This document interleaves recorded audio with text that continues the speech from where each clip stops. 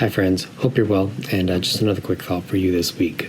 So there's a story told of a young nurse. One of her first jobs was that of working for a retirement facility, I believe in western Oklahoma. And it was summer, and so it was hot and was muggy. And there was one particular resident at this retirement home who'd been there for several years, and no family visited her, and she had a reputation for being extremely difficult, so much so that a lot of the staff, most of them, tried to avoid her at all costs. Now, the lady was an older woman, and she had not been doing well. Her health was almost to the point of failing her. And on one particular night, she was recounting her life, and she felt these emotions, and she began to be very scared, and she couldn't fall asleep. She called the young nurse and asked, "Hey, can you please I'm scared. Can you stay with me? And in fact, if there's anything that could help me to go to sleep, could you please get it?" Well, the nurse went and she checked, and she found some kind of medicine that would help relax her. And so she went to get the medicine, came back, and the woman just started to cry and cry and cry. And she said, "I'm so afraid. I'm scared. I'm all alone, and I'm afraid to die."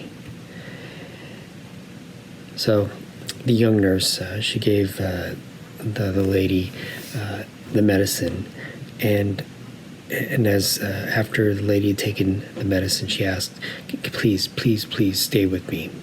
So she got a chair, and she sat next to the lady, and the lady grabbed her hand and just held on to it.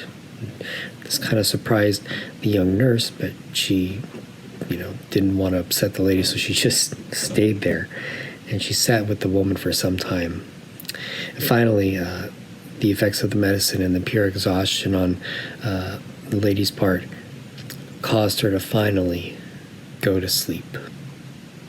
And after some time, after the woman had been sleeping, the nurse extracted her hand back and went around to check and make sure everybody was okay, and then again went back to the room and sat with the woman.